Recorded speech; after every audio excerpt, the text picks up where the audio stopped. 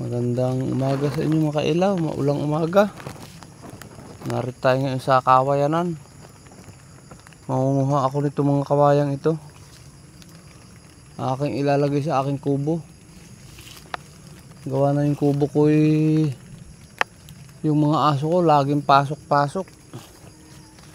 Tapos manok, binubutas yung palay. Kaya naisipan ko na lugsong ko yung kubo at doon ang stakan ko ng palay.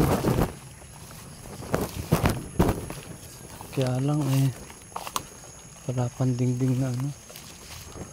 Kaya ito naisipan ko kumuha ng kawayan. Parang mahina naman rin kawayan. Ari, dito tayo sa kabila.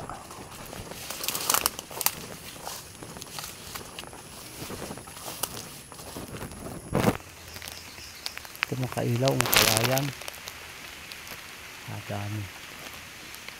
Yan. Ito mga ako dito ng yung maliliit lang mga kailaw ang kailangan ko. Hindi tayo kukuha ng malaking masyado. Yan. Mga kukunin lang ang kawayan na yun.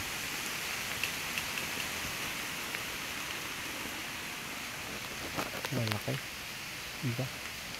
Pero marami din ang maliliit. Sukal nito.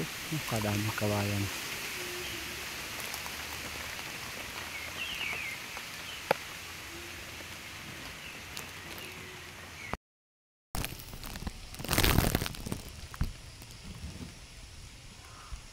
Yan mga kailaw. Pinagputulan ko ng kawayan. Oh. Yan ito mga kailaw. Nakuha ko na. Ito sila oh. Yan. Ano din nakuha ko.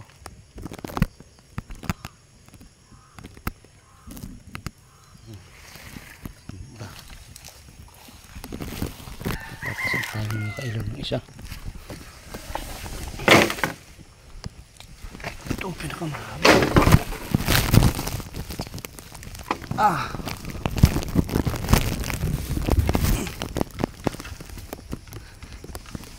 Aba, ang bigat.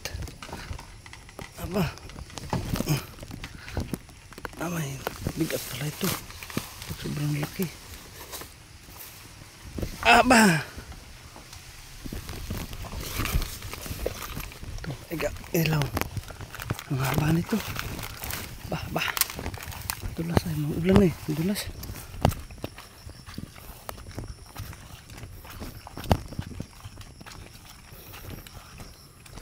Ang piyas makailaw doon sa aking kubo. Papas ko ay may dumating akong bisita. Pag umuulan at mahangin-hangin ipasa din ang loob. Kaya ngayon pa lang aking iniutay-utay ko ng reperin.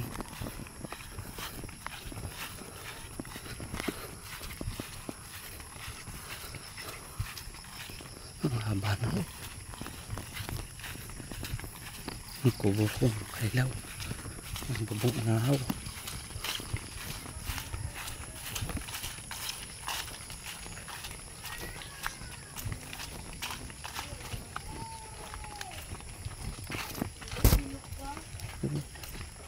Hinak na.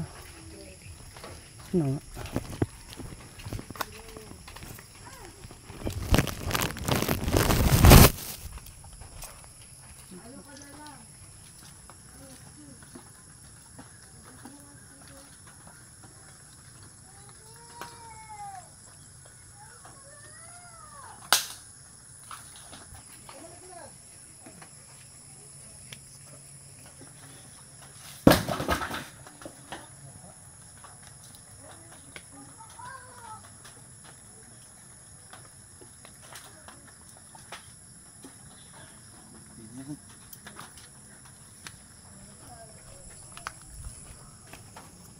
Kaya mga kailaw, aayusin ko ito dahil pakikita ko sa inyo kung anong ginagawa ng manok ko. Yan oh. Iwawasak nila ang mga sako oh. Yan. Hindi na dyan sa sahig ang mga palay. Pati aso nandyan lahat. Kaya Pag nadingdingan ko ito, dyan na sa ilalim sila ng pinakansilong. Dyan sila tutulog. Nadumihan yung mga ano. Gawa ko rin eh. Yung aking kubo. Yan ang aking dinugsong kaunting yan. Para may pagtambakan ako ng palay pag hindi pa tuyo.